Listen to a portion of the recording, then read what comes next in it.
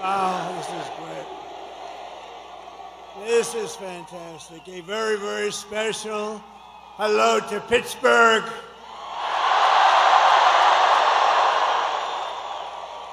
And Pennsylvania. I went to school in Pennsylvania. I know everything about Pennsylvania.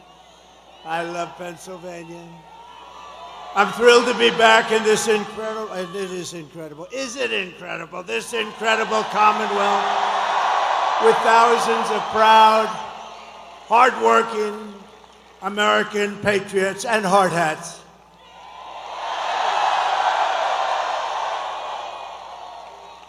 People have no idea how smart they are. These are great people, let me tell you. I love them. I'd like to begin by asking a very, very simple and easy to understand question. Are you better off now than you were 4 years ago? Does anybody disagree? It's dangerous, don't do it.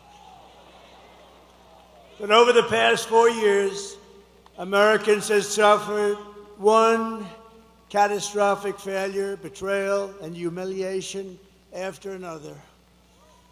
Kamala Harris has delivered soaring prices and economic anguish at home, war and chaos abroad, and nation-destroying invasion on our southern border like nobody's ever seen before. She's actually a disaster. My message to Americans tonight is simple. We do not have to live this way. We don't. We don't. And we won't. We won't. We do not have to settle for weakness, incompetence, decline, and decay. With your vote tomorrow, we can fix every single problem our country faces and lead America, and indeed the whole world, to new heights of glory. And we'll help the world. A lot of people think we're isolationists. We're not. But we want the world to appreciate what we're doing. They have to appreciate that we're helping them. When we win election, only one day, oh, does that sound nice? One day from these senators and congressmen. We've been waiting 4 years. Oh, now it's what I've been saying. Only 1 year, 4 years for this. You know, we totally rebuilt our military, but now it needs a little strengthening after giving a big chunk of it to Afghanistan. Figure that out. Figure that one out. I will restore peace in the world, and I will rescue the American dream. Together, we will begin the 4 greatest years in the history of our country, and we will launch the most extraordinary economic boom the world has ever seen, and we'll do it by utilizing the assets that we have. If you vote for Kamala, you will have 4 more years of misery, failure, and disaster. Our country may never recover. Vote for me, and I will deliver rising wages, soaring income, and a colossal surge of jobs, wealth, and opportunity for Americans of every race, religion, color, and creed, every one of them. A vote for Trump means your groceries will be cheaper. So many people mention, I go in, so many people mention groceries, that beautiful but simple word, groceries. Sir, my groceries.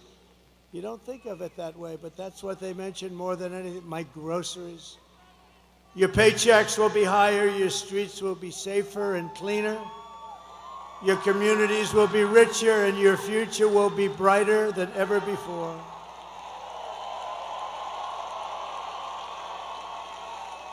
This will be the golden age of America.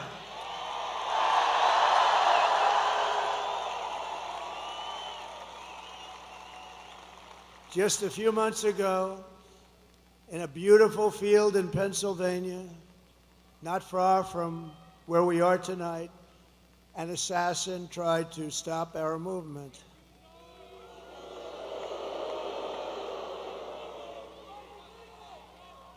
And this is the greatest political movement by far in the history of our country. Tried to stop it. But that brush with death did not stop us. It only made us more determined to finish the job that we had only just started.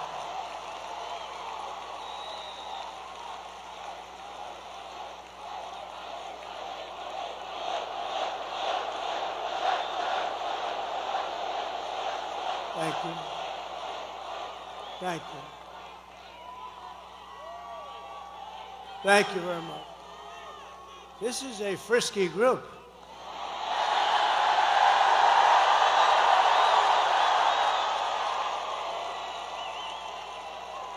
Many people say that God saved me in order to save America.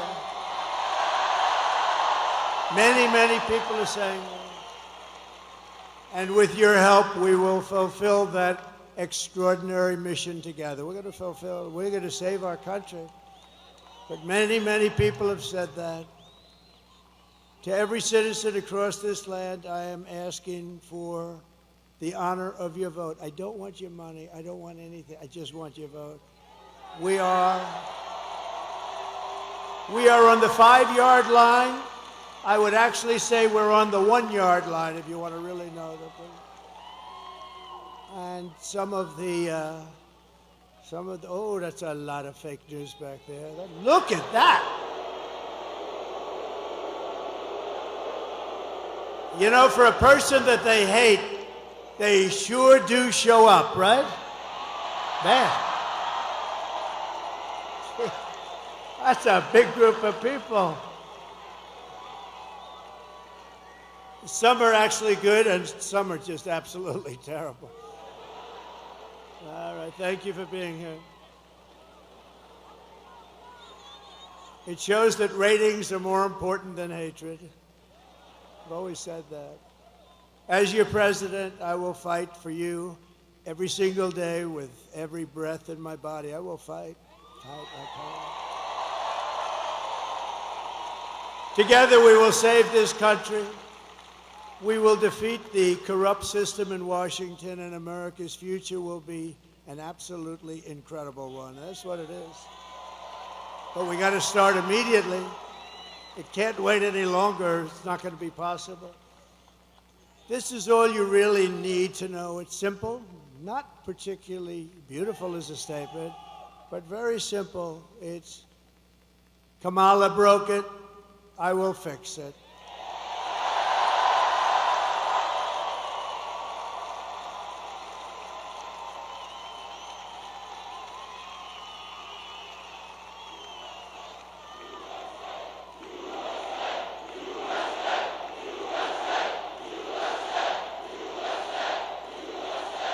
Thank you. And I don't know if you know, but Kamala has a little rally going on. And when I say little, I mean little. It's a competing rally. It's not this giant place that's sold out. What a beautiful, this is a beautiful place. But, and it's quite embarrassing. It's all over the internet. She's screaming. And the people, it's about 100 people, they're not moving. They just want to go home, just be done with it. It's not quite this.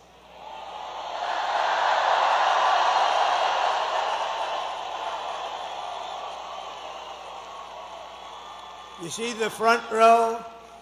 You have a lot of front row Joes. We have more front row Joes here than she's got at her big rally. This was the big one.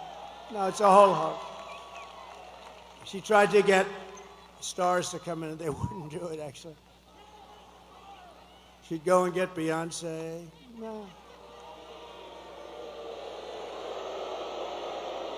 Beyonce would come in. Everyone's expecting a couple of songs. And there were no songs. There was no happiness. It's just like, give me my check. I want to get out of here.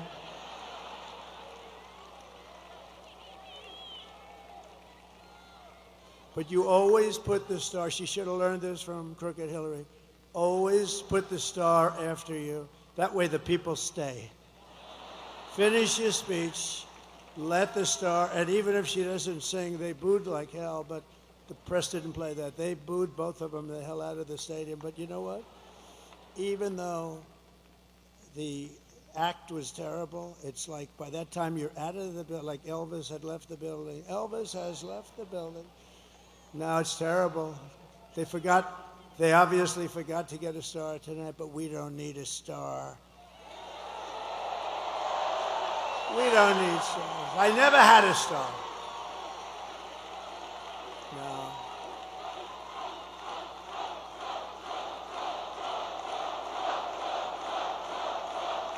We don't need a star. Just to bring it back into seriousness, we don't need a star because we have policy. We have great policy. We have great policy. No, we do have great policy. Look, they have horrible policy. They've got a machine that's incredible. They've got a vicious, horrible, horrible group of people, a machine where they can have open borders and let people pour into the country. They can have transgender operations at any age, anytime you want. They can be pushing men playing in women's sports, and because she's just a vessel, and Joe Biden was just a vessel, it's a group of very powerful people that are probably people that hate our country and they want to destroy our country. Somebody said, are they dumb? Well, who would have these? It's embarrassing when I say, we will keep men out of women's sports. I'm saying, can you imagine saying that 10 years ago? They'd say, this guy's cracked up. This guy's crazy. Who the hell's going to have men playing? Did you see the Olympic boxing where two people who transitioned, they transitioned from men to women and just a light jab. That was the end of that one. You know, a jab, for those that don't know, but that's just sort of like a defensive punch. And the young lady who's a champion walked back to the court. She was from Italy, beautiful young lady, which I'm not allowed to say. You can't say beautiful, so I'll take beautiful. But she was a beautiful young. In politics, you're not allowed to call a woman beautiful anymore. It's the end of your career. So please delete the word beautiful. Thank you very much. Well, 60 Minutes deleted the whole damn answer. What? So I'm allowed to do that, aren't I, Susan Wiles? But America will be bigger, better, bolder, richer, safer, and stronger than ever before. Tomorrow you have to stand up and tell Kamala that you've had enough, you can't take it anymore. She's the least talented person we've ever seen in government. She allowed our borders to be open. She's allowed bad things to happen. She allowed a man who was grossly incompetent to remain in the most important position of any country in the world when they're talking nuclear weapons and they're talking wars. And she still says, oh no, I didn't notice anything wrong. If she didn't notice anything wrong, then she's got a bigger problem than he has. So we don't like it, Kamala. We don't like what you've done. You're the worst vice president in history. He's the worst president in history. Kamala, you're fired. Get out. Get out. You're fired.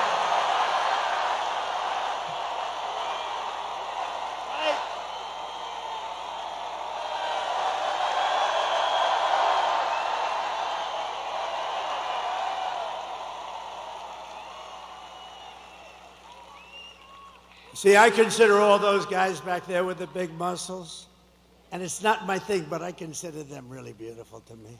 They're beautiful people, and they are productive people. They make our country work and run. They built our country, they did.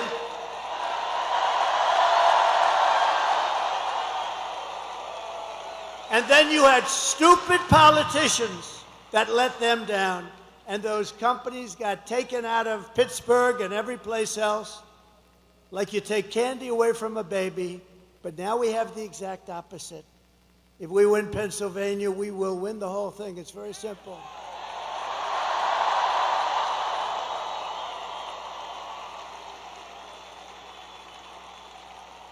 And I do believe it is, I say you have to make, I do believe it is too big to rig. I think it's too big to rig. They'll try. And they are trying, you know, though. It's too big to rig. This is a big movement. This is, you know, we did great in 2016. We did much better in 2020, but a lot of bad things happened. He turned out to be a brilliant candidate from his basement that nobody ever heard. No, this is that big, powerful, vicious party of them. No, it's a vicious machine. I mean, they can take all these bad ideas and win elections. It's like there's only way you could do that. One way. There's only one way.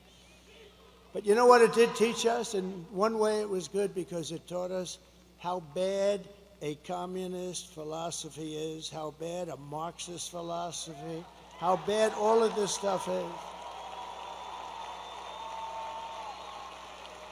And we'll really be able to get our country back the way it should be. It's much easier because you're going to realize how bad it is. It's just what's happening. When we go over the economy and the economic numbers over the last week, it's Herbert Hoover stuff, and I never wanted to be Herbert Hoover. Let me just tell you, the one president I didn't, and there was some that I wouldn't want to either, but in particular because I'm very good at business. I've always been good at business. They're starting to realize that those guys back, oh, they wanted me to be bad, so bad. But now they're saying, this guy's shit, man. He's made a lot. But listen, so, and if I'm not good enough, Elon Musk is good enough because he is working so hard.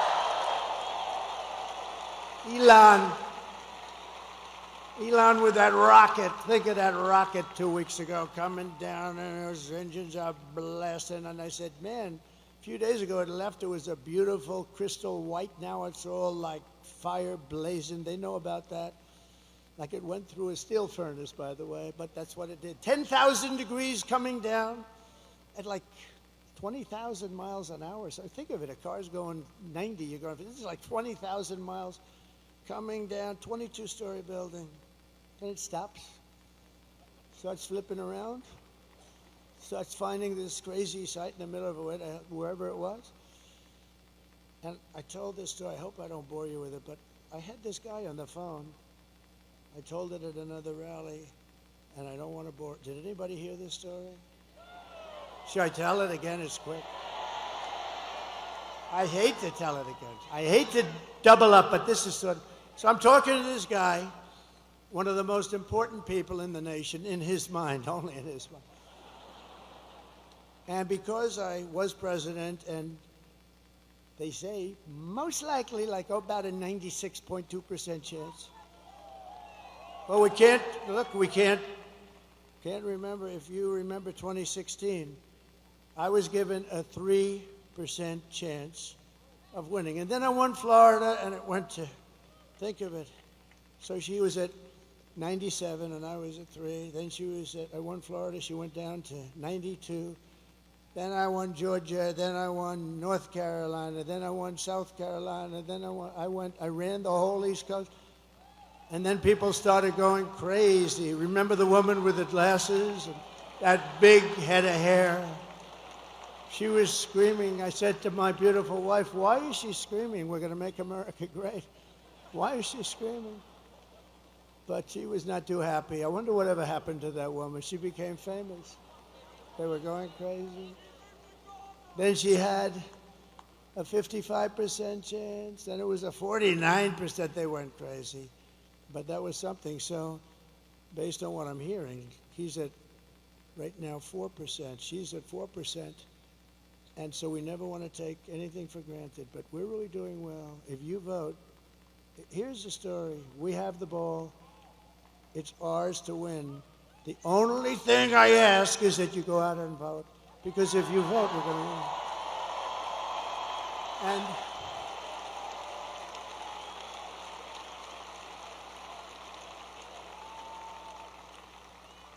And believe the fake news when they say, this is going to be tight, this is right. It's really not tight. But they want to do that because they want to get ratings. They want everybody to watch. But you got to do this. You got to just forget those people because they don't tell the truth, okay? No. Well, actually, I didn't even correct him because it's actually better if let everyone think it's going to be tight as hell. But whether it is or not doesn't matter. You have to go out and we have to swamp them. Everybody's got to vote.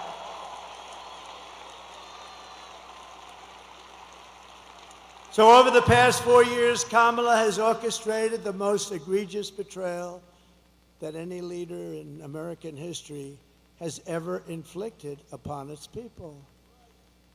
She has violated her oath, eradicated our sovereign border. This is a sovereign border. Unleashed an army of gangs and criminal migrants from prisons and jails, the toughest people there are. And I was here with a great group just the other night. I was in Penn State territory, and we had a packed room. We had a packed, not room, it was a stadium, the place. You know, I always like to say when I come to the arenas, how many times could we have sold it out? If you look at where we were in Wisconsin, Milwaukee, we had a brand new, gorgeous, big arena. We could have sold it out 10 times. I'm telling you, we could have sold out Madison Square Garden 5 or 6 times. 5 or 6. And I always view it that way. But we had situations where, and we put up videos of the vicious crimes. I don't put them up anymore. You know why? Because the fake news refuses to put them on. And I have friends call me, they love to watch the rallies. They can't get enough of them, and they're going, President, it's so terrible. You're speaking, and then you put up a video on a screen right behind you, and the fake news refuses to, all they have to do, they don't put it on television. They have the thing on every one of the stations, and you know, there's one that doesn't, which is good, but people think they do. Nobody can figure that one out, I'm sure. They don't treat me good, but that's okay. But listen, they can't move the television. They can't move. All they have to do is take that camera and go like this, 1 inch over, 1 inch up, and you'd be able to see the screens, but you can't see them. So I don't really bother with it anymore. It's a terrible thing, We have to get them to straighten out, because I think without a free and fair press, it's very hard to do what we want to do. It's a very hard thing. Very hard thing to do. But they're allowing people to come in from insane asylums and mental institutions from all around the world, from Venezuela to the Congo in Africa. They're stealing our jobs, and they're stealing countless American lives. They're killing a lot of people, much more than you're reading about. The day I take office, the migrant invasion ends and the restoration of our country begins.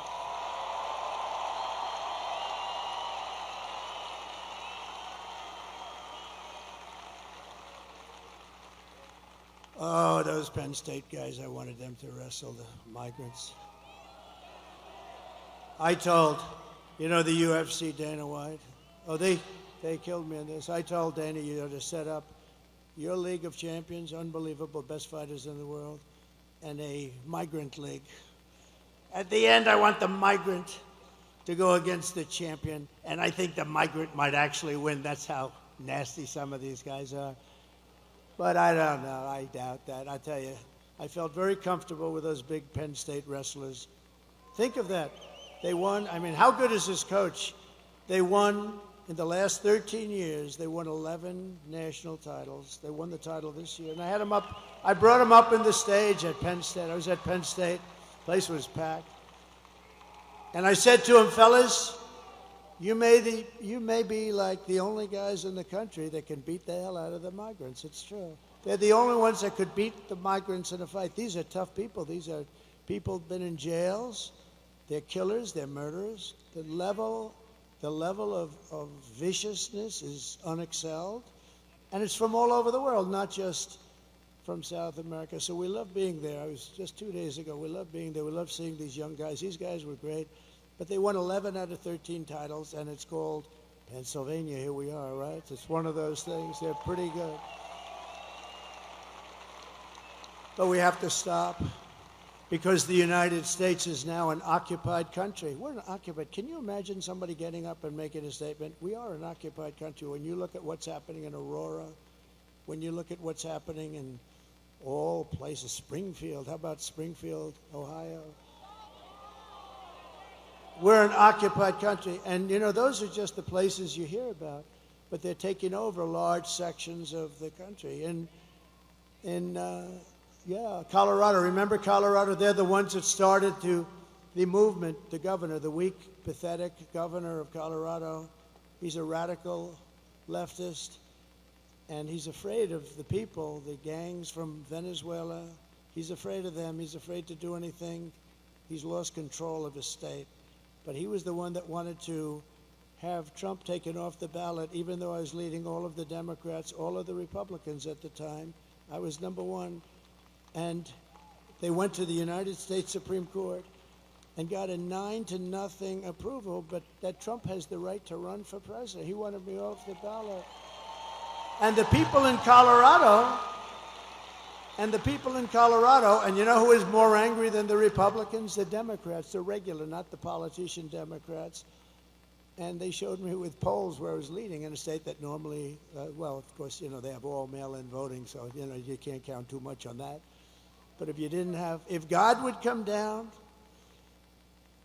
from heaven, if God would come down and be the vote counter just for one night, he'd only take 1 second, because, you know, God works faster. God works faster, Megan, than anybody else I can imagine. Right? So we only need God for 1 second. He'll do the job. He'll do the job and he'll be gone. You'd see we'd win a lot of these places. California sends out 38 million ballots. They send them out all over the place. They come back. Nobody knows what the hell is happening. Some people get 8 ballots, some people get 5, and some only get 2 or 3. And I went to California. We had a rally. We had 107,000 people show up. I said, there's no way I would lose. And I do well with Hispanics. A poll just came out. I'm at 56% with Hispanics compared to this woman who was at 36%. How about that?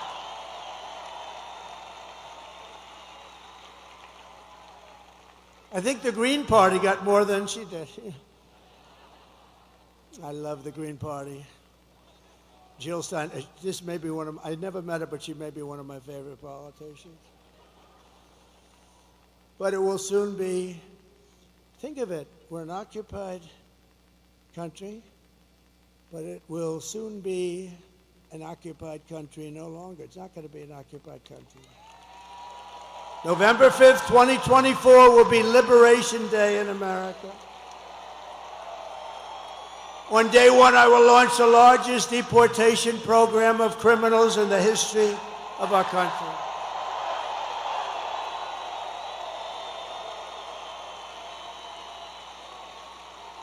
And I don't want to do that. I'm not looking to do that. I think it's terrible to do, but we have no choice. These are murderers.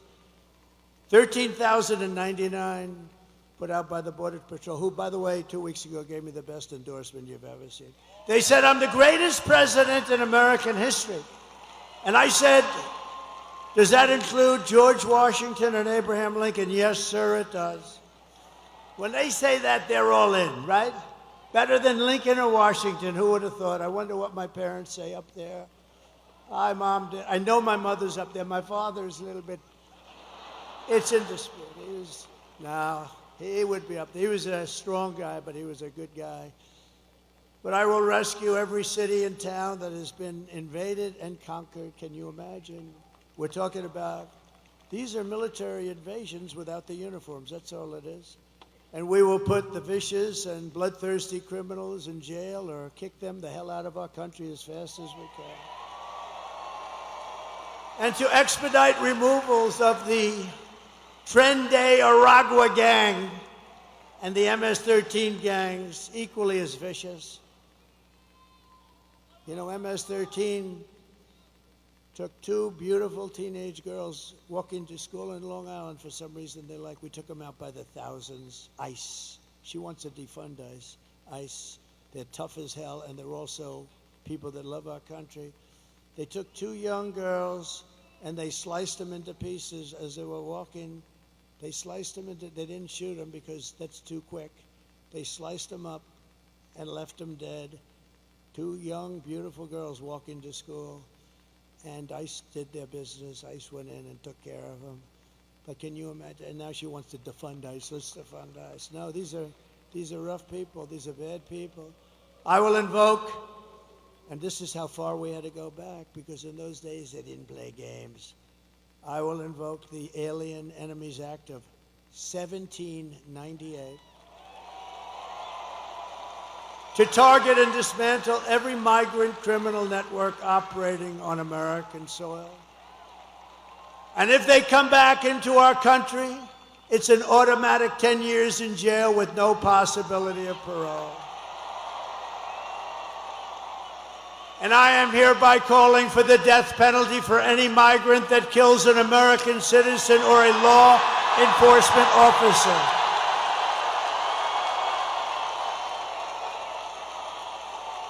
Right?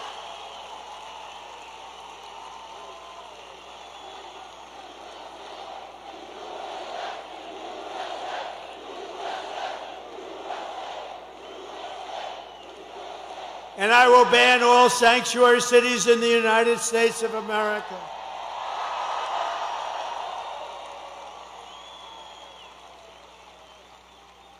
And I am going to immediately do something that nobody's ever heard before. And I've wanted to do it for a long time, but I don't want these guys to do it because they won't do it properly. We will immediately stop the drugs pouring across our border. We lose 300,000 people. You don't lose 90. They've been saying 90, 90, 90. We lose 300,000. Everybody in this room knows people that were devastated. Their children mostly, but the parents too, they die. Fentanyl, they put a piece, take a pin, put a little tiny piece of fentanyl in the top of that pin, and that can kill 5 people. Put a little bit more, it can kill the entire town. This is what we're dealing with. Everybody I know is losing sons, children to fentanyl. We lose not 100,000, we lose probably much more than 300,000. So essentially that's a war, right? That's a war. We don't lose that many soldiers if you're in wars. So we lose 300,000 people a year to drugs entering from Mexico. And if they don't stop this poison from flooding into our country, and they can stop it by not accepting it from China, and I'm doing the same thing with China, we're going to tariff the hell out of them.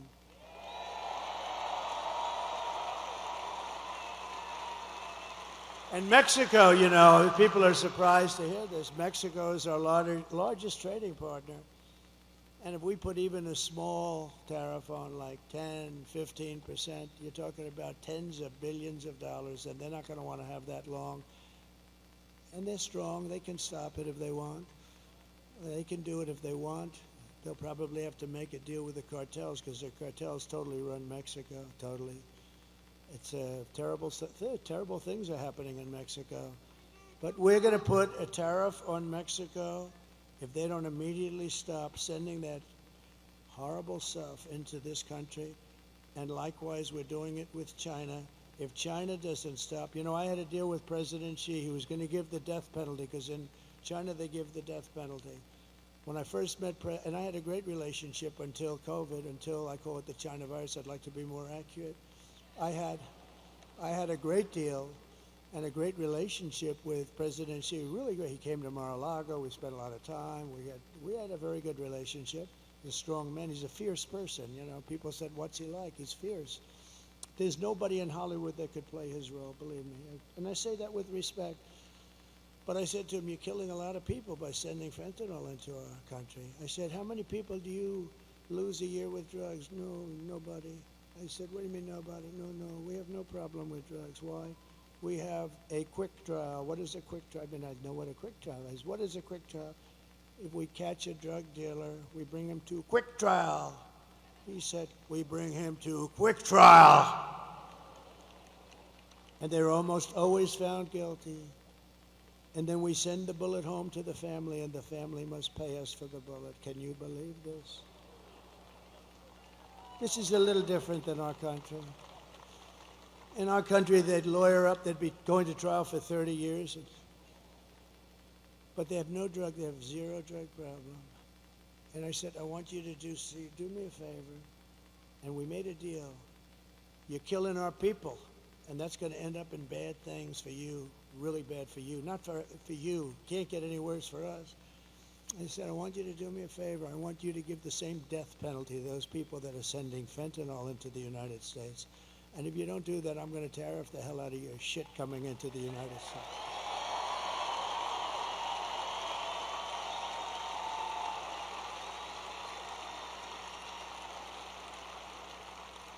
And guess what? He agreed to do it. We had an agreement, and then we had a very bad election, a horrible election. Think of the difference, how different our country would be. You wouldn't have had the fentanyl problem. You really wouldn't. You wouldn't have had inflation, because they did that by screwing around with my energy. We had energy at $1.84. It was $1.87. It was corrected by the federal government. I was at $1.84. We had all of these things. You wouldn't have had October 7th in Israel. All those people would be alive today. The hostages, that most of whom are no longer living. Think of it. Russia would not have attacked. Ukraine wouldn't have happened. But Israel wouldn't have happened because Iran was broke. I said, you can't buy any oil from Iran. Anybody that buys oil from Iran can't deal in the United States. We don't do business with you. China stopped it. I told that to President Xi. If you buy oil, they were the primary customer. If you buy 1 barrel of oil, 1 barrel from Iran, you're not doing any business with the United States. We'll go cold turkey, which some people like anyway. And you know what? They said, all right, they didn't. Nobody did. I said that to 45 different countries. They weren't selling anything. They were essentially broke. They wanted to make a deal so badly. And then we had that bad election, that horrible, disgusting, worst thing that ever happened to the country was that election. And I left, and they didn't follow up the deal that I made. And the fentanyl is now pouring into Mexico at numbers, and more people are dying, and it comes across this open border, and we're taking in more drugs, human smuggling, all women, setting records. Bring up my all-time favorite chart, if it's possible to find. Where is that all-time favorite?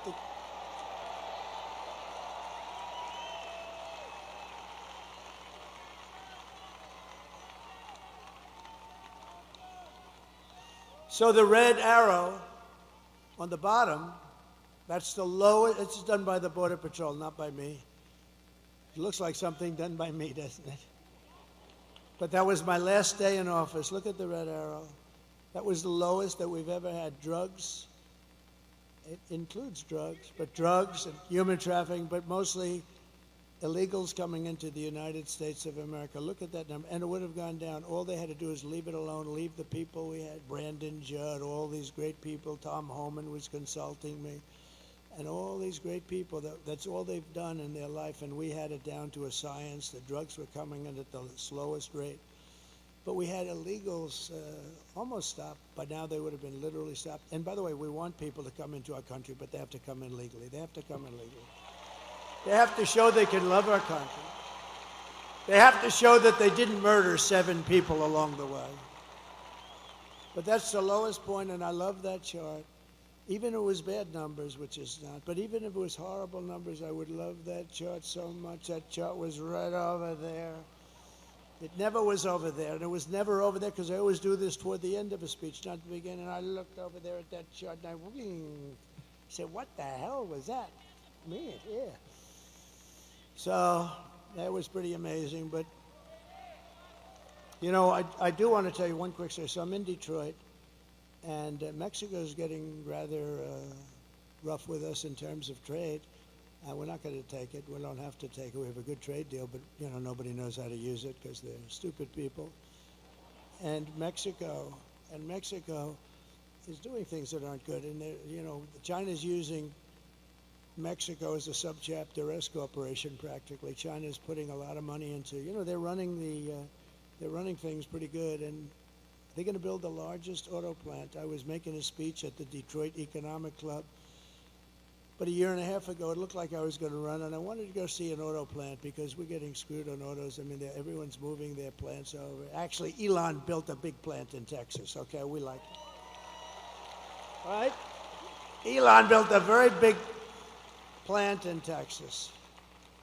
We got to give credit. We love Elon. He gave me another of the greatest. You know where he is right now? He's in another part of your state.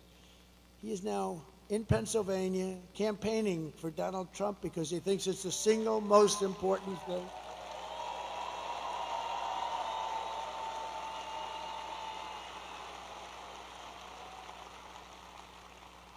And you know, he said something to me that was interesting, because nobody knows computers. That rocket I was telling you about, the way it laid down, he said that's all computers operating the engines. The engines are the easy part. He said the computers, it's tremendous computerization, the way it just shifted it over, so beautiful.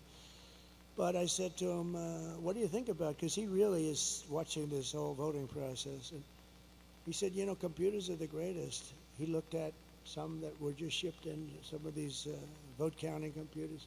He knew it before it even came in the door. He looked like at the back of it. Oh, I know that one. I mean, he knows he knows this stuff better than any. And he actually said, and this is for the good of everybody. It's the good of mankind, essentially. If you look at France, if you look at all these, they had their mail-in voting. They all gave it up. Nobody does like we do. And Gavin Newsom, look at Gavin Newsom. So now not only is voter ID no good, if you're an official and you ask somebody for voter ID, I'd like to see your voter ID, you have committed a criminal act. Do you believe it? The mere asking, he just signed the bill. That's right, Megan, isn't it?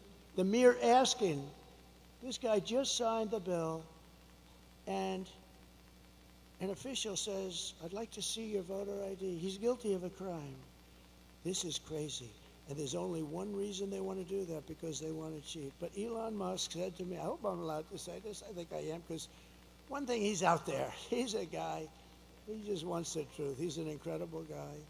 And he said, computers aren't meant for this kind of stuff. He said, there's only one thing you can do. He's the most sophisticated guy in the world when it comes to computerization. He said, the only thing you can do is paper ballots, same-day voting. You know, paper is very sophisticated. Watermark. It's very sophisticated. Paper ballots, voter ID, one-day voting, not 10 days where you say, oh, let's move these boxes from that room to this room because we're going to fix the air conditioning. And then the boxes never get put back, and you say, what happened to those boxes? Oh, no, one-day voting. He said. And he said also proof of citizenship. You know, it'd be nice. Very simple. And you'll have your answer as to who won and who lost by 10 o'clock in the evening. Nobody's going to dispute. France had it, 37 million votes. And we knew who won and who lost at 9:30 in the evening. That's the time that they said. Do you know that I'm hearing that stories that they may take 12 days extra to count the ballots?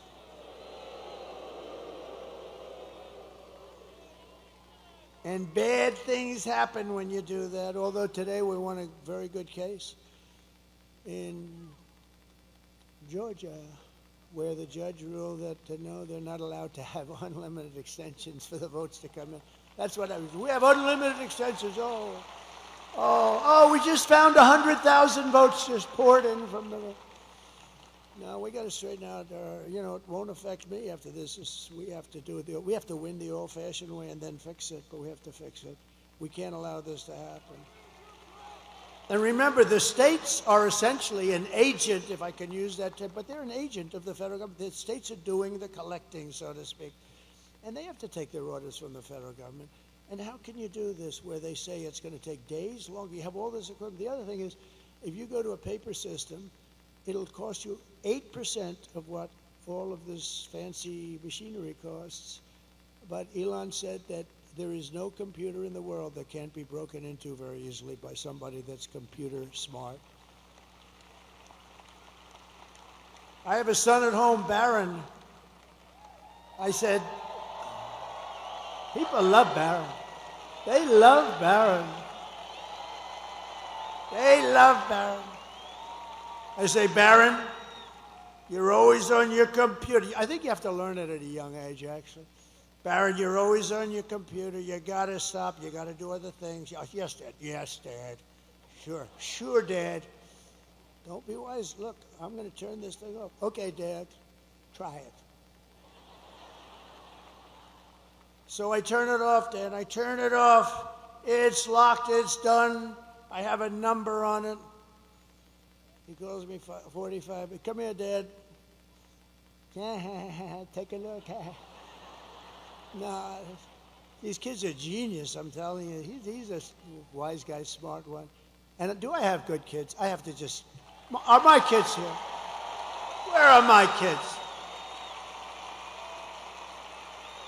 They're around here.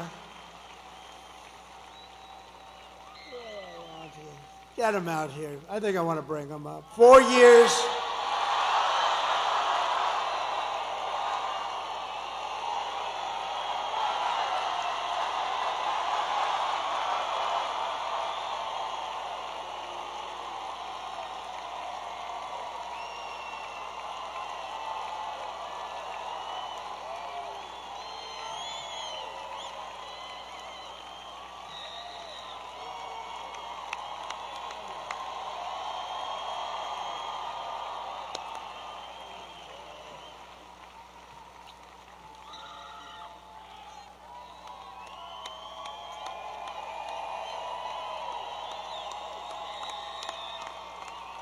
Because they've been with us, and Baron's home, and he's watching this. He's watching. He's a little young.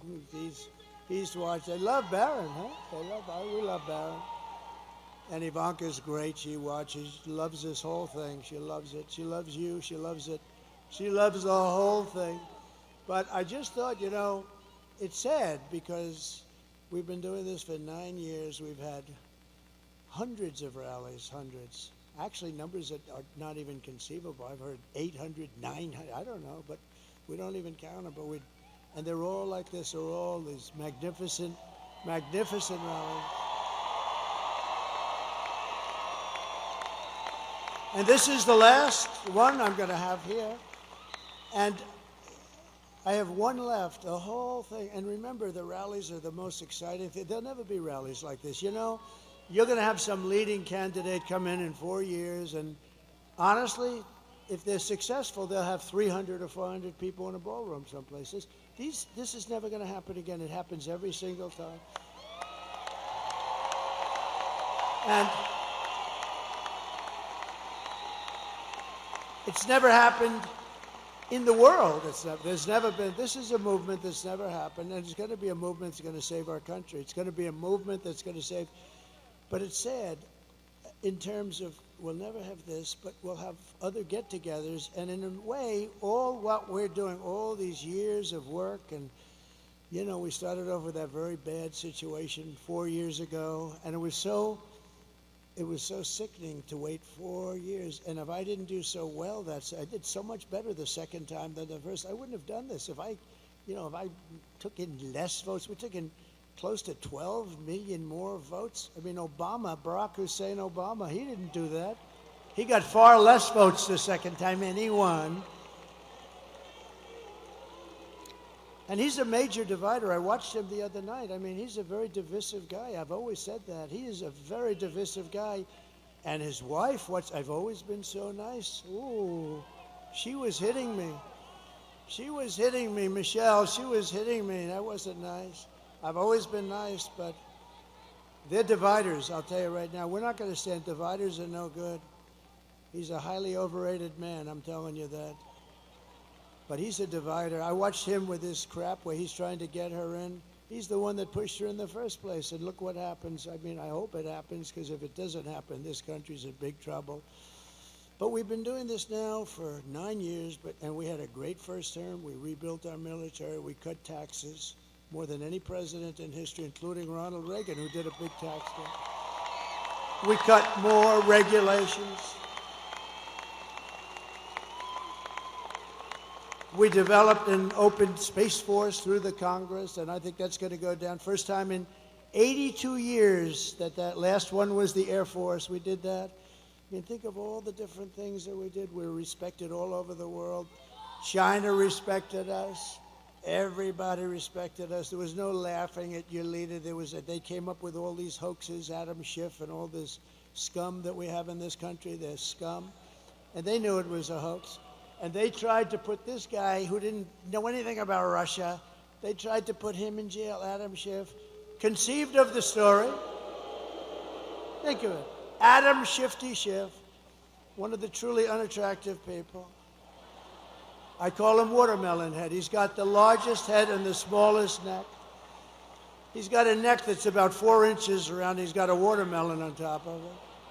But he's not a stupid person, but he's an evil kind of person. And he's likely going to be a senator, unfortunately. But I mean, this scum is going to be a senator. So their movement carries on, but our movement carries on too. As long as ours carries on.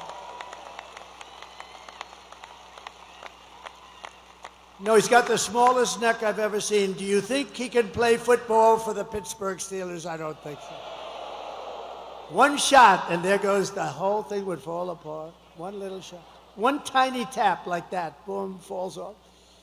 No, but bad. But think of how bad this is. I don't want to put him on the spot, but this kid went through hell on a story that they knew was made up, Russia, Russia, Russia hoax. And I saw Schiff come out of an intelligence meeting or something. He's not supposed to even do this, but he goes out in this press, and he says, Donald Trump Jr. will go to jail for what he's done with Russia. Right? And I said, whoa. I said, what's this all about? So I call him up. I said, Don, what's going on? I said, Dad, I don't know anything about Russia. He didn't do anything. He went before grand juries. He went before what they did to this guy was, and you know what? I think he became tougher because of it. Maybe too tough. I think he's too tough, Sarah. I don't like it. He's too tough.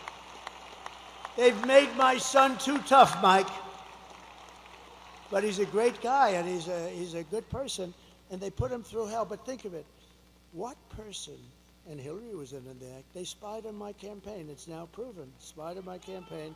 The Russia, Russia, Russia thing with Mueller, you saw Mueller's performance in Congress, right? He didn't know anything. We were totally exonerated. But for 2 years, this guy went through hell. He went through hell. He had nothing to do with Russia. He didn't know anything about it. They went through millions of phone calls. They didn't find one phone call to Russia. It was a hoax. But think about how bad you have to be. We're going to put the son of the President of the United States in prison for what he's done with Russia. And he knows it was a hoax because he conceived of the hoax along with Crooked Hillary and the rest of them. And Obama, in my opinion. No, but think of it. He conceived of a hoax, and he wants my son to go to prison. That is human scum, I'm sorry. And he'll probably go on to be a senator, and that's okay, because we have blocked them.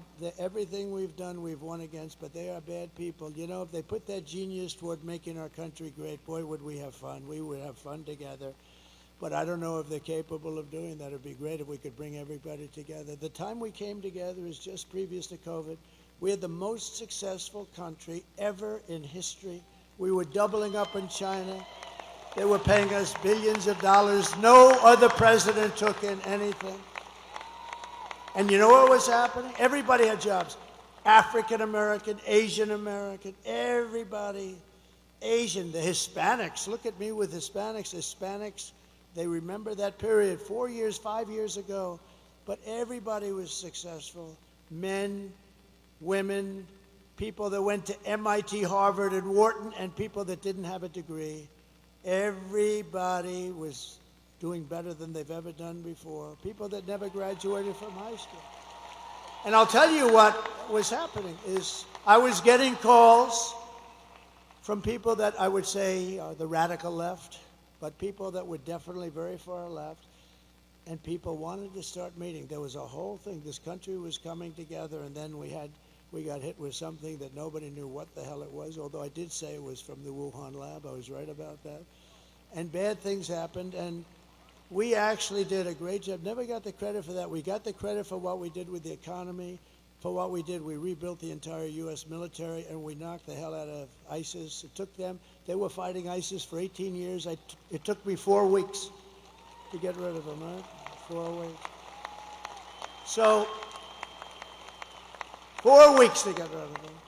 But I will tell you, and I just say this because so many people say, is there any way to unify the country? And I used to sort of say, no, look, we want to have walls, we want to have borders, and they don't. I think it has to just be explained. I think that's an easy one. They want the men and women sport things. You know, I've been a politician for now, I can't believe I say that, but 9 years. I've had a lot of people come up and say, well, what about taxes? What about this? Nobody's ever said, sir, it's really important to allow men to play in women's sports. I've never had anybody say it. Nobody's come up to me and said, you know, on the transgender thing, sir, it's very important to my family that you get that. I mean, these things are crazy. And yet on television, that's all they talk about. That's all they talk about. But we're going to turn this country. The bottom line is, it was really starting to come together. Then we got hit. We got to fix that. Think of it. And when I turned it back over, the stock market was higher than it was just previous to COVID coming in. Think of it. Amazing. We handed them something beautiful, and they blew it. They blew it right out the window. It's terrible. They blew it, and now we're going to end up in a depression, frankly, if you look at the numbers that we are going to present in a second. But I just want to thank my kids because they are great kids, and they have been with me from the beginning. They've been with me right from the beginning.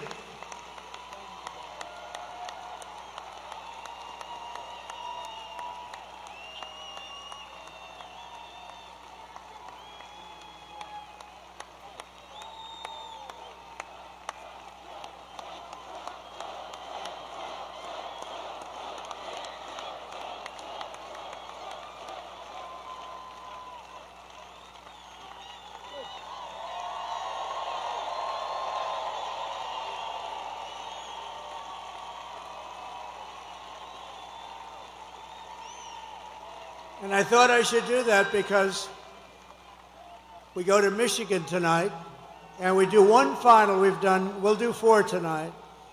But we go to Michigan, and I really thought I should recognize my children.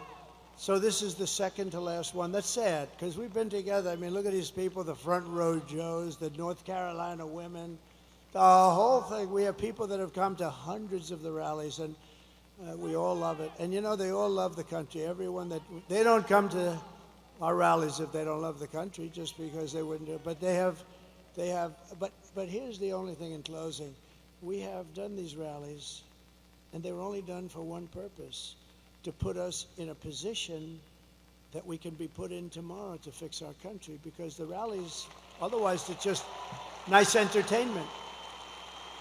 So all of these rallies that we've had for years now, they're done to put us, and you know, after that last horrible situation, and so many bad things happened, China was immediately allowed to go buy oil, and Iran has hundreds of billions of dollars now. They had nothing. They were broke, and so many other things happened, and it's really sad. But we were put in a position with these rallies where, I can't tell you yet, but I mean, we're certainly on the 2 or 3 yard line, and the only way we can blow it is if you blow it. I've given you the ball. I mean, you got to go and vote. You got to vote. And if they vote, Susie, right? If they vote, it's over. And they know it. They know it. They know it. They've already pulled out of a couple of states, you know, states like, the word is they pulled out of North Carolina. They cut all their ads. They're using the money someplace else. I even heard they ran out of money. They don't have any money with all the money they raise. And they get a lot of it from unions and this and that. Even though some of the guys were telling me, the steelworkers, they say the steelworkers are with you, just the top guys aren't. Because you know what? I don't even blame them. It's a habit. So many years, 50, 60, 70 years, they support the Democrats, like a habit. But they're going to do a lot better with me. I want to tell you one quick story because it has to do with these people, because I want to save their jobs, whether it's auto workers or steel workers. So China,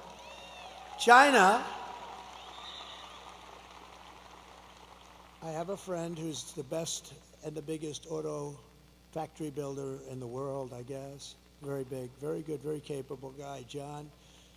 And I see him and we're talking. about a year ago, and he said, yeah, we're building some big, oh, good, I want to see, we're building some big auto factories. Great, I want to see one. When can we go? I want to take a look, because, I'm thinking about running pretty hard, and that's a big thing. We got to save Michigan. We got to save Detroit. Detroit's got big problems, but just generally the car industry, right? It's a big industry, one up at the top. So I want to see one of the factories. Okay, good. We're going to go down to Mexico. I said, I don't want to go to Mexico. I want to look at it. No, we don't build the big ones over here. What do you do? He said, it's just, we don't. It just doesn't work that way. So he said, as an example, we're building a really big one in Mexico right near the border. I said, who's the owner, the principal? He said, China. So China's building a massive auto, massive. He said, it'll produce probably more cars than the state of Michigan produces, when you think, because they have smaller plants, they're all over the place. Some of them are very old.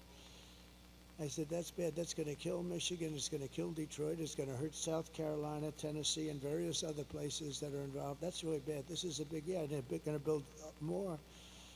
And I thought about it, and about 2 months ago, I let it be known that I'm going to put tariffs on all the cars that they're going to be selling us into the United States.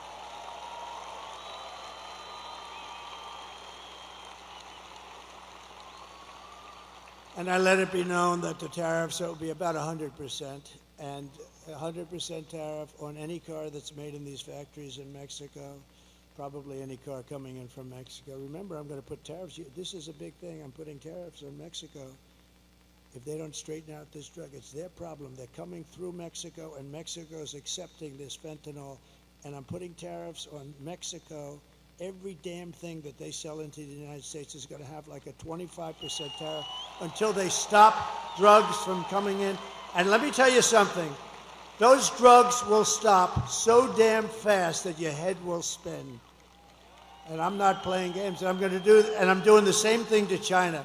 If they want to sell Mexico fentanyl at levels that it's going crazy right now what they're doing. At least we fought it like hell, and we did relatively successful. You can never, they put it in hubcaps of cars. It's tough. It's all over the place. It's genius, some of these devices they come up with. But I've told China, you want to sell, we're going to have a good relationship with China, hopefully. I want to have a good relationship. But you sell fentanyl into the United States through Mexico, we're putting a 25% or so tariff on until such time as you stop doing it. And they're not going to do it for long, because that is a massive penalty. And we don't have to fight. We don't have to fight with guns. I had no wars. I stopped wars. I stopped two countries from fighting each other that have nothing to do with us. You can ask Rick Grinnell, who did a great job for us, and you can ask, you can ask Mike Pompeo, he's here. I stopped countries from fighting wars that had nothing to do with us. Just say, listen, fellas, you've been killing each other for 1,000 years. If you keep, and they both did business with the United States and made money. I said, if you keep fighting like this, you're killing people. Lots of people are dying. That's all I cared about. I didn't care where they're from, but people are dying. Good people are dying because these leaders are stupid. And so I said, if you keep doing it, I'm putting a 50% tariff on everything that you do business with the United States on. I'm talking to two countries. They call me up the next day together. We have resolved our differences. It didn't help me, but you know what? I saved a lot of lives. So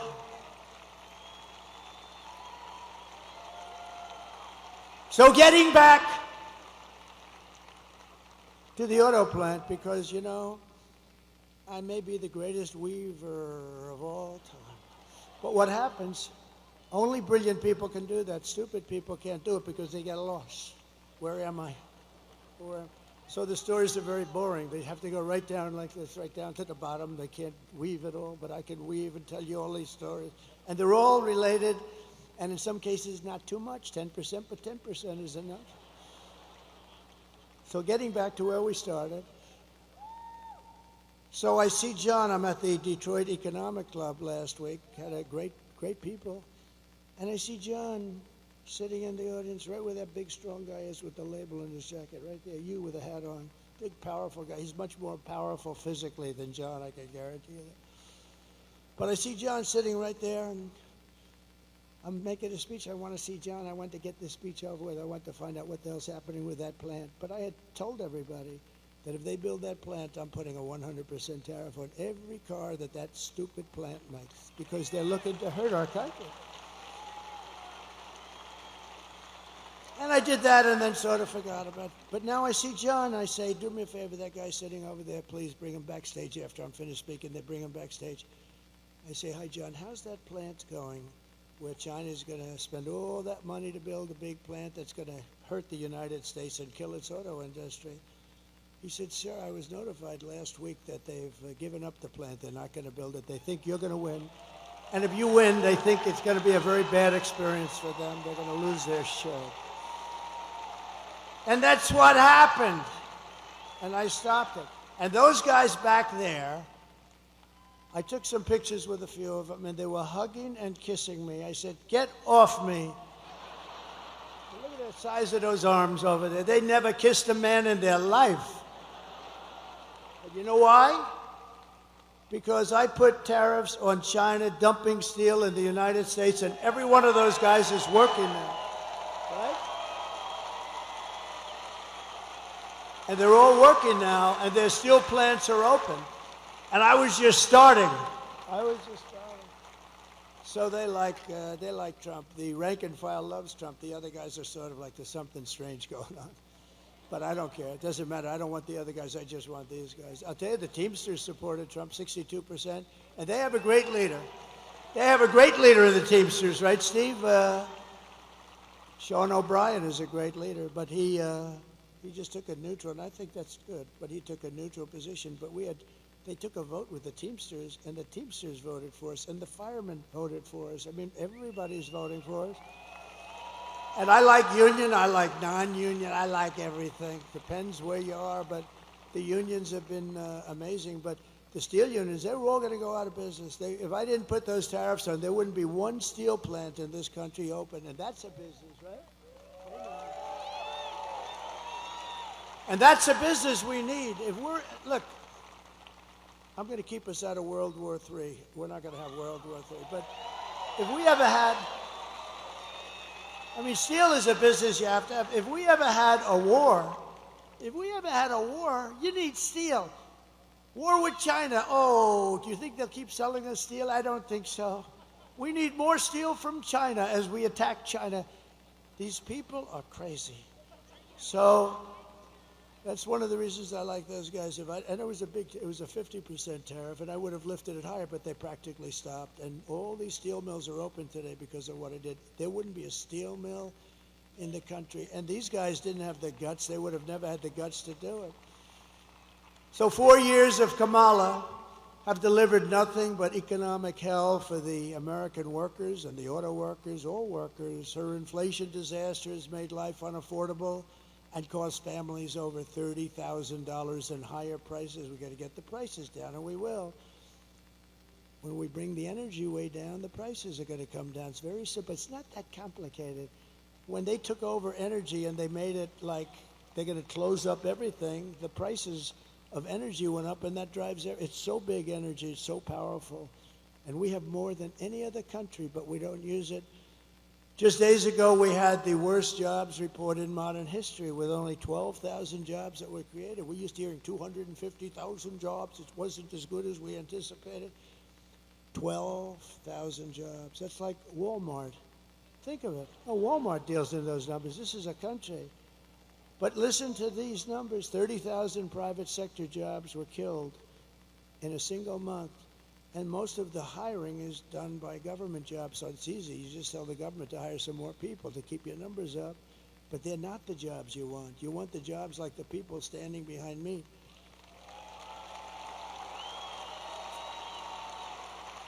And listen, and nearly 100,000 manufacturing jobs were wiped out. And these are government numbers. These are not Trump numbers.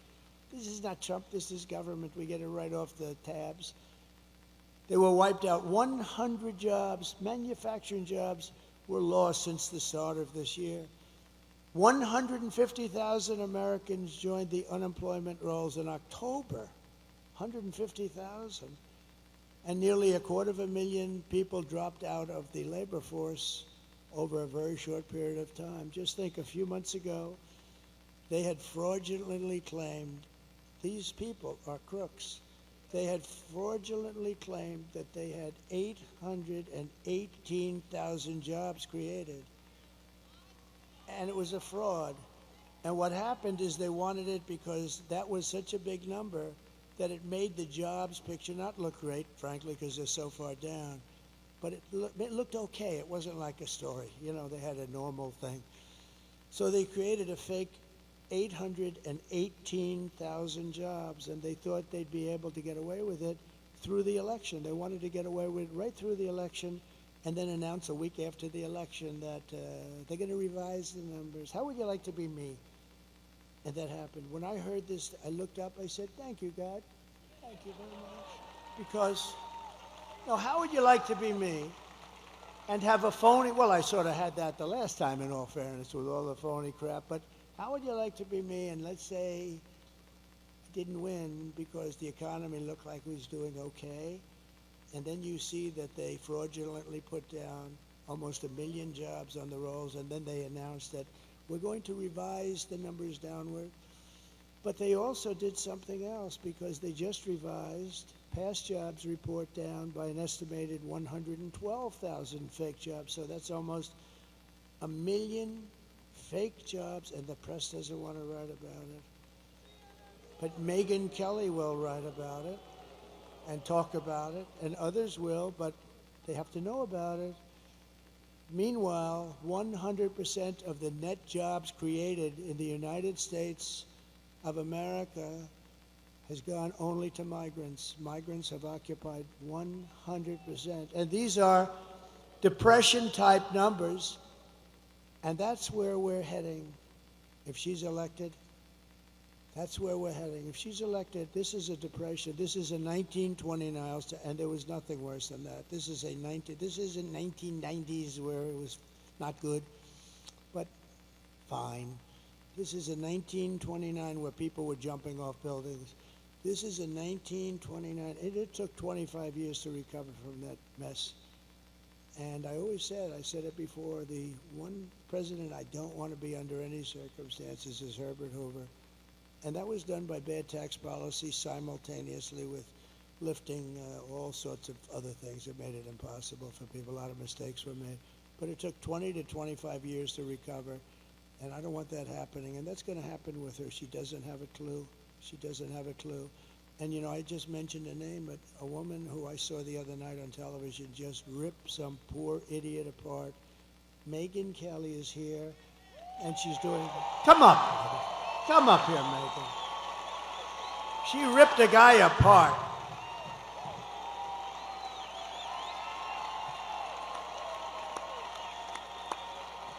Thank you. Nice to see you. Hi, everybody. Hey, it's great to see you. Can you believe this guy? Can you believe the energy and the stamina on this guy? At his age, I'm ready to go to sleep over there. He's got another rally to go to till tonight. Let me tell you, first of all, one of the reasons why I wanted to come here, one of the many reasons I wanted to come here. When I launched my show 4 years ago, we had Mark Cuban on the program. You know, yeah. You may have seen he was in the news this week. And he started going on about how bad America's race history was and how ashamed he was of America, and that's why he was at all these protests, and he felt it was really important to stand up and speak out about human rights violations. And then it got awkward when I asked him about all the money he was taking from China. But then he dropped a bunch of F-bombs, and I thought, I really enjoy this feeling of proving Mark Cuban wrong. And so here I am at a Trump rally, a strong, intelligent woman to prove Mark Cuban wrong again. I won't take up much of your time, but I do want to tell you the main reasons I am voting for Donald Trump. Number one, immigration. He mentioned it. And people like Laken Riley. I'll be thinking about her tomorrow all day. 22 years old, killed in Georgia, a young nursing student by an illegal. I'll be thinking about Jocelyn Nungare, 12 years old, in Texas, murdered by 2 Venezuelan illegals. President Trump closed the border. Kamala Harris opened it by choice. It wasn't accidental. She said it would be humane. That's what she and her boss believed. Tell it to Lake and Riley's family. There was nothing humane about it. He closed it. They opened it. It was an intentional choice, and there's no reason not to believe they won't do it again. The boys should not be in the girls' sports. The boys should not be in the girls' bathrooms. The boys should not be in the girls' locker rooms. Peyton McNabb, North Carolina sophomore in high school, slammed so hard in the face by a volleyball hit at her by a boy pretending to be a girl, she suffered traumatic brain injury and permanent paralysis. Kamala Harris looks at her and says, "Be kind, suck it up." And that's what's right. Why do our girls have to face brain damage in order to be kind to boys who want to invade their sports? And by the way, they are going into the women's prisons. She changed the law in California to make sure the taxpayers would pay for their sex change operations. She was not just following the law, she changed the law. President Trump will stop it.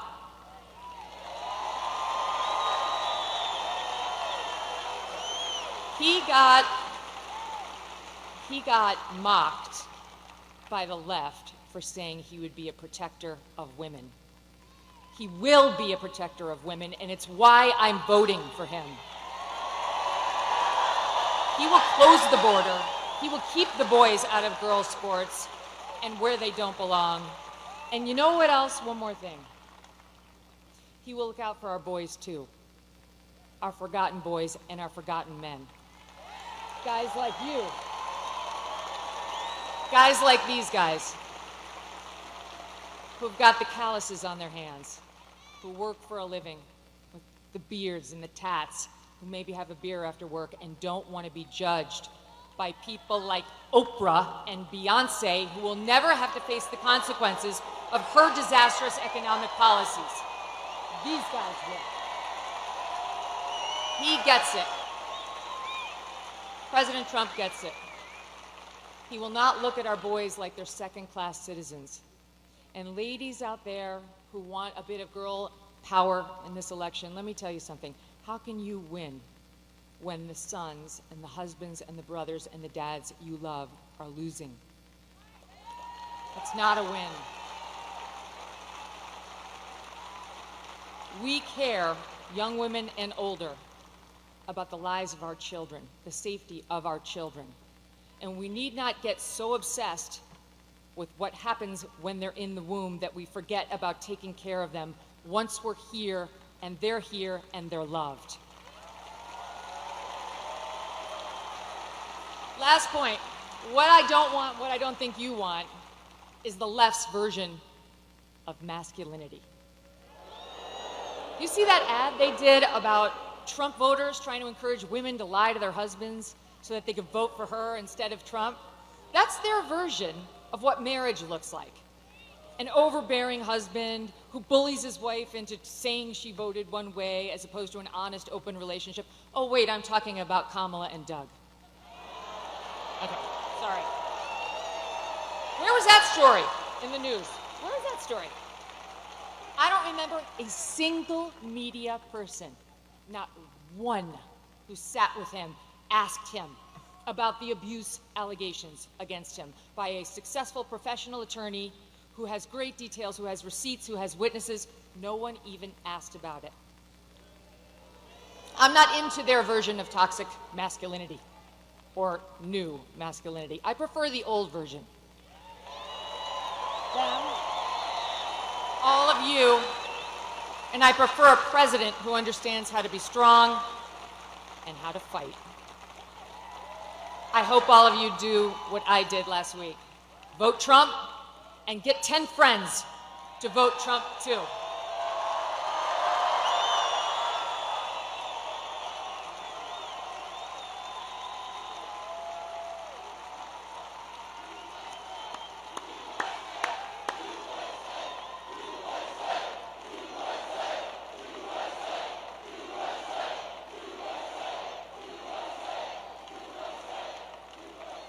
Unbelievable. Thank you. Wow. Whoa. Oh, wow. I have some more big news, Megan. I'm just getting this right now. So somebody that's very, very respected asked me to do his show 2 weeks ago, and I said, why not?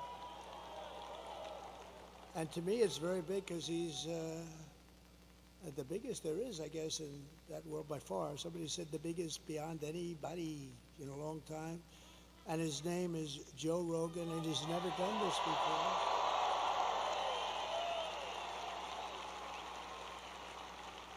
And it just came over the wires that Joe Rogan just endorsed me. Is that right? Thank you, Joe.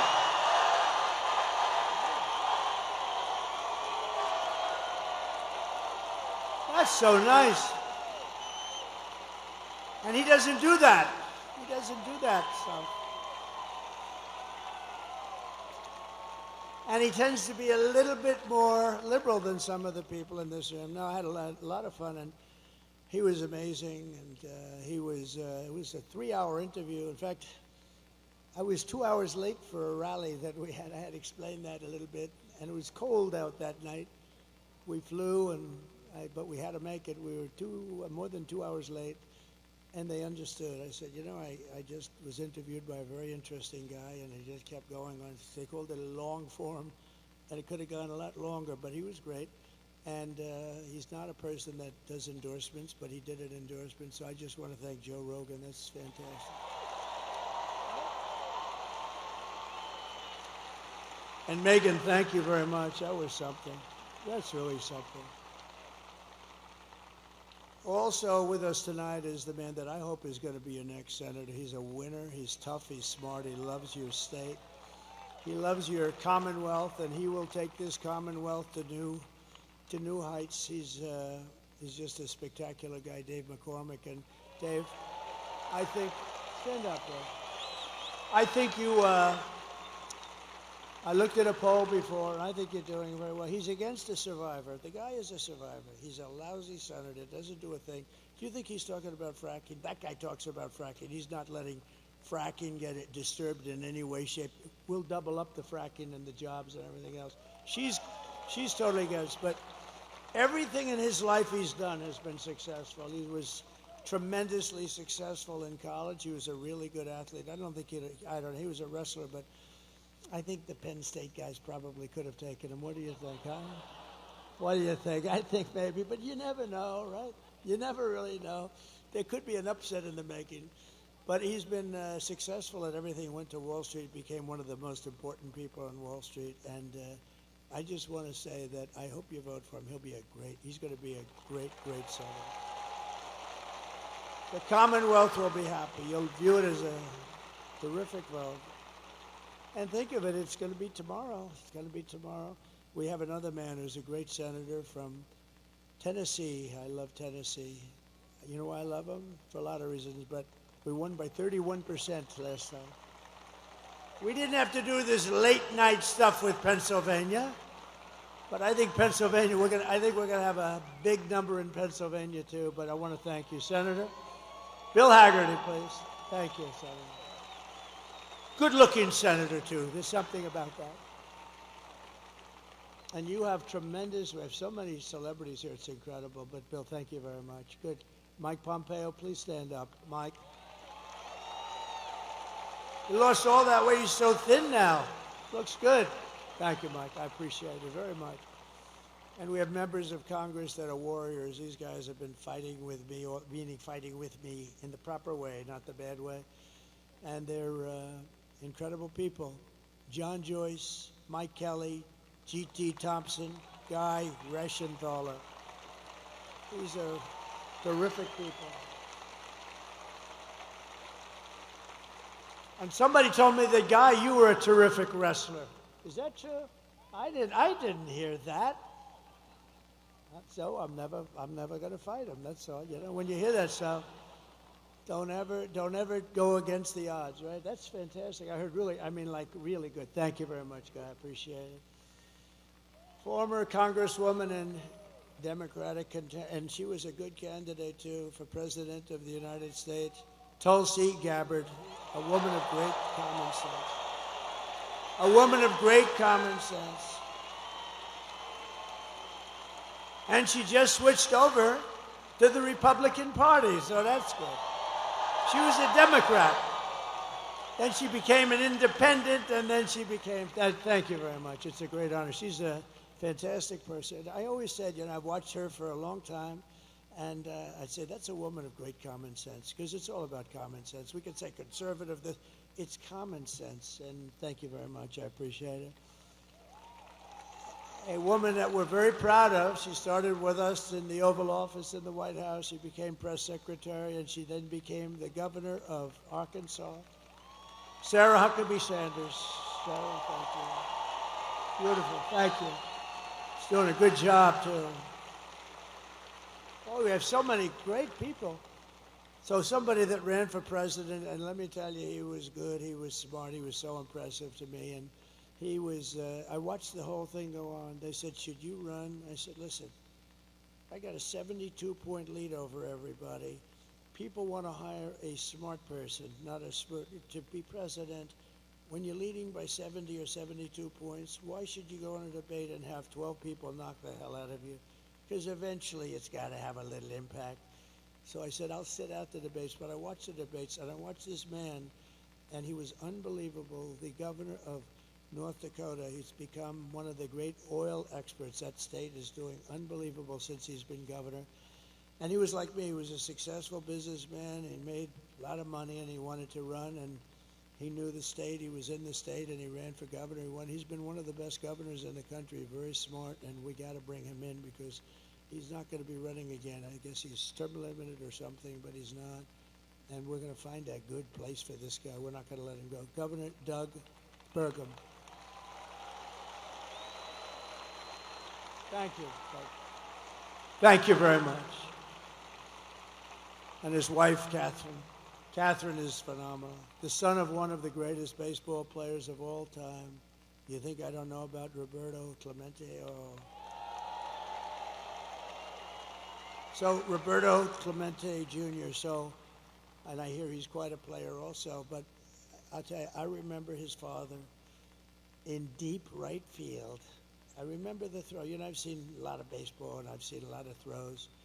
And baseball doesn't seem to be quite what it was. We got to do something about that, Too many stations, too many games, too late at night. They should hire me as commissioner, although I like their commission, I do. Some commissioners I don't like. But, make baseball great. But I saw, come up here for a second, wherever you may be. Where is this guy? Because this guy was like, come up here, come on up here. Anybody with that gene, anybody with the blood in him of Roberto Clemente. Puerto Rico, I love Puerto Rico. Come on, come here. Tell them how great was your father.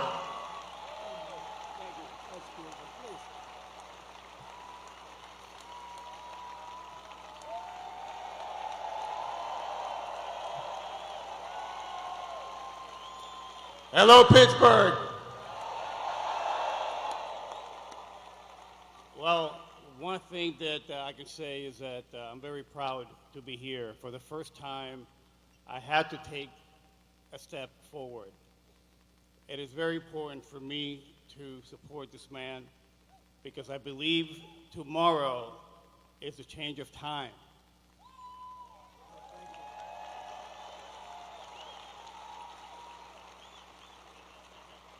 And to answer your question, to be able to talk about my father, the name Clemente, what it means is goodwill and unity.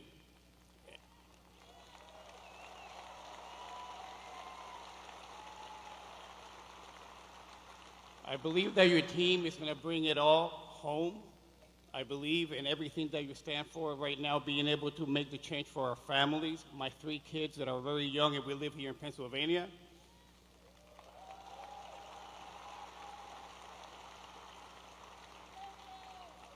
And I told this man that I commit myself to helping RFK Jr. with our kids and making America healthy again.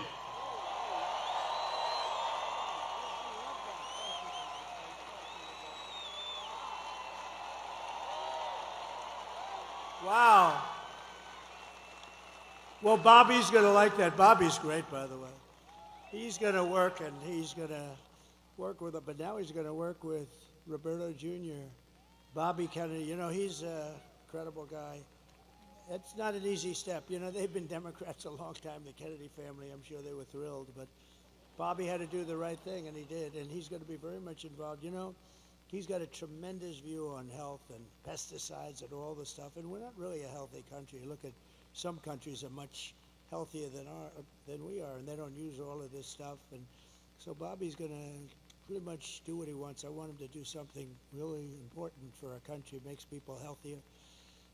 We have obesity, we have every problem you can have, and Bobby feels very strongly about it. And he's going to be very much right. The only thing I told him, though, Bobby, you got to do one thing, do whatever you want. You just go ahead, work on the pesticides, work on making women's health. He's so into women's health. And, you know, he's really unbelievable. It's such a passion.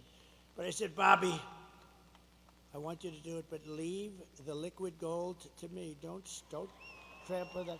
Don't trample on our liquid gold, because we have more than any other country in the world by far. Don't trample on that, Bobby. Let me just close your eyes. Let me just make our country rich as hell. So I got to keep him away from that. That could be a problem, but I got to keep him away from that. So that's so exciting with Meghan and Joe. That's so exciting. I mean, we have so many great endorsements. It's just really amazing.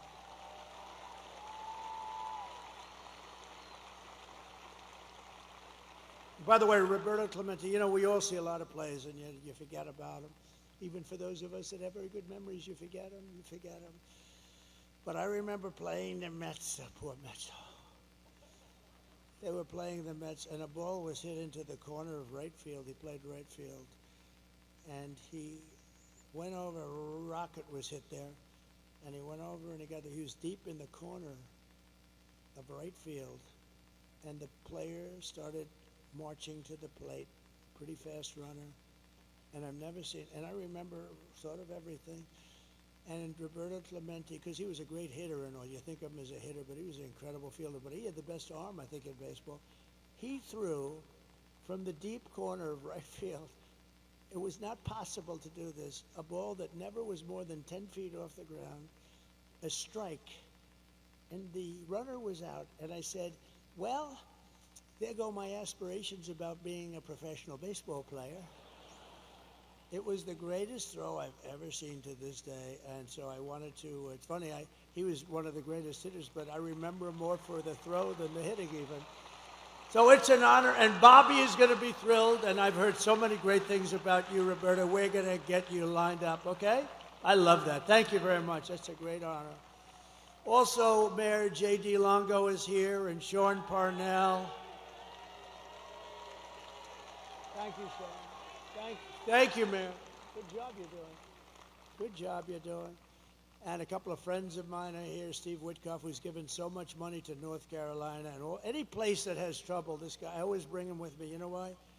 Because if there's a trouble, he opens his wallet. He made a lot of money, and he loves giving it away to people in places that have trouble. He's an amazing guy, actually, and he opened his wallet to North Carolina, to Georgia, to a woman last night, Carmen, who lost her daughter to a migrant 5 days ago, and he felt very badly. He just helps people. He likes to help people. He's a great businessman, but he loves giving the money away. Thank you very much. Steve, stand up. Thanks. Steve Witkoff. And another man who's with us tonight, Howard Lutnick. He's working on transition with Linda McMahon, a phenomenal woman. And he rebuilt Cantor Fitzgerald. His whole firm was taken down in the World Trade Center catastrophe. The plane flew right into him practically. He had the top 3 floors. Cantor Fitzgerald, one of the most successful firms on Wall Street. And he was riding down the road at West Side Highway, and he actually saw this happen. He said, oh my God. He saw it happen. He saw the plane go in. And you know why he wasn't there? He was always there at 6 o'clock in this morning. But for 5 years, his wife was saying, will you please take our child to school? And he said, no, I can't do it. I got to be in the office at 6 o'clock in the morning. the one day he agreed to take his beautiful child to school, he was delayed for 2 hours getting down there because he's taken this kid who turned out to be great because a long time ago.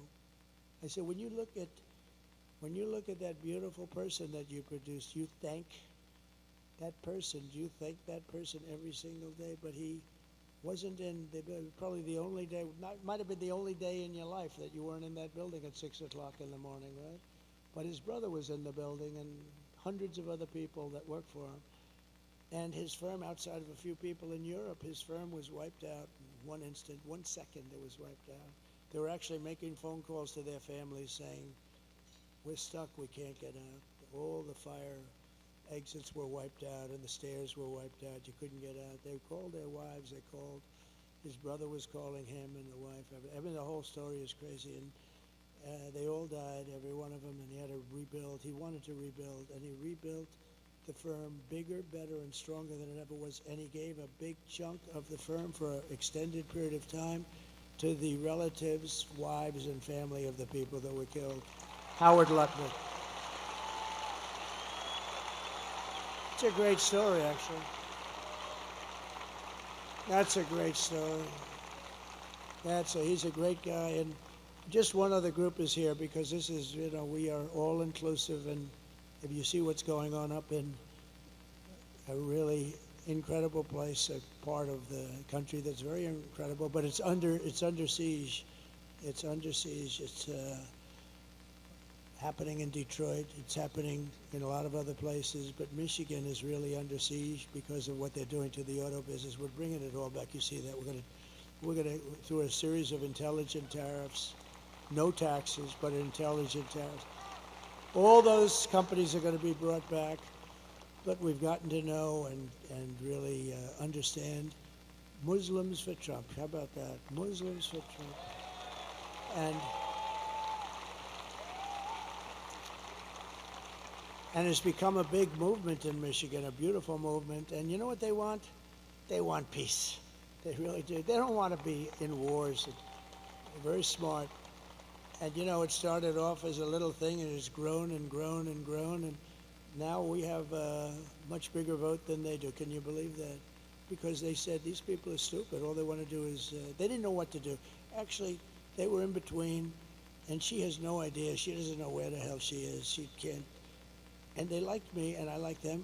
And let me just tell you, they want peace. They don't want to fight. And they're not involved in the terror and all the things that are going on. They're great people, and it's an honor for them. I don't know where they are, but Muslims for Trump, if you want to stand up, because this was a really great, thank you very much. Thank you. Thank you. And I think there's tremendous cohesion, and I think they may very well be responsible for the kind of numbers we're showing up in Michigan. Michigan is really looking good, just like Pennsylvania's looking good, just like Georgia's looking good, just like Wisconsin is looking good. North Carolina is looking really good. Arizona's looking great. Nevada's looking great. Where else is there? But even Virginia, we had a great meeting. Glenn Youngkin, we had a tremendous crowd.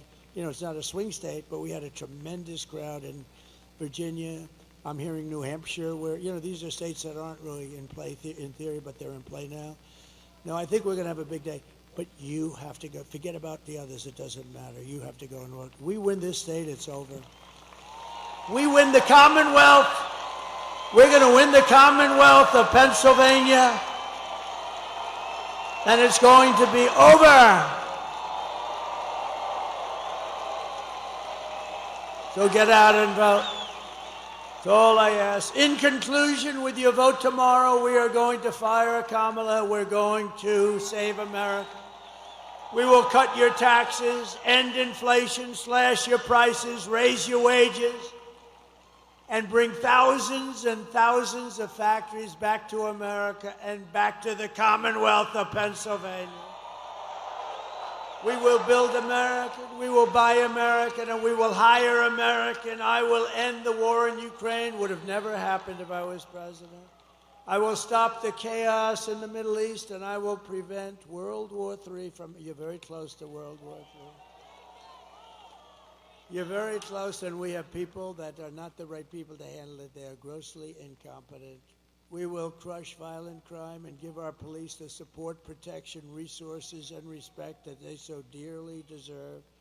They know what's going on. They know everything. They know the names of the people that are coming into our country. They know everything about them. All we have to do is let them do their job. We will strengthen and modernize our military. I rebuilt it, but now a lot was given away to Afghanistan. Can you believe? They had a parade last week where they paraded our beautiful equipment down the middle of their boulevard. I don't like watching that. And we should have never let them have Bagram, the big air base that's just literally an hour away from China. We will build a missile defense shield over our country, all made in the USA, and a lot of it made in Pennsylvania.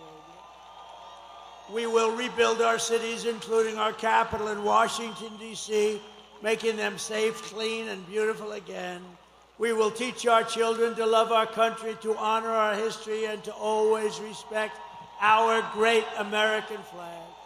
I will get critical race theory and transgender insanity the hell out of our schools. And we will keep men out of women's sports. I will defend religious liberty, I will restore free speech, and I will defend the right to keep and bear arms. Your Second Amendment, your beautiful Second Amendment, which happens to be under siege, and for 4 years it was fine. After years of building up foreign nations, defending foreign borders, and protecting foreign lands, we are finally going to build up our country, defend our borders, and protect our citizens and our land. And we will stop illegal immigration once and for all. We will not be invaded. We will not be occupied. We will not be overrun. We will not be conquered. We will be a free and proud nation once again, and it will be soon. Everyone will prosper, every family will thrive, and every day will be filled with opportunity and hope and the American dream. But for that to happen, we must defeat Kamala Harris and stop her radical left agenda, which is a landslide that is too big to rig. We're going to have too big to rig. So you need to get out immediately. You have to get out tomorrow. You have to get out tomorrow and vote. For the past 9 years, we have been fighting against the most sinister and corrupt forces on earth. They're the most sinister. With your vote in this election, you can show them once and for all that the nation does not belong to them. This nation belongs to you. It belongs to you. It was hard-working patriots like you who built this country, and tomorrow it's hard-working patriots like you who are going to save our country. After all we have been through together, we stand on the verge of the 4 greatest years in American history. With your help, we will restore America's promise, and we will bring back, we will take it back, we'll do whatever we have to do, the nation that we love. We love this nation.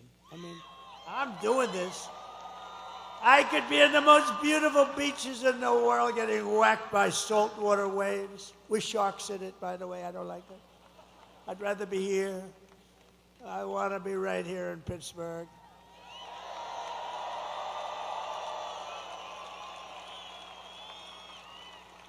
With those big, strong men back there. We are one people, one family, and one glorious nation under God. We will never give in. We will never give up. We will never back down.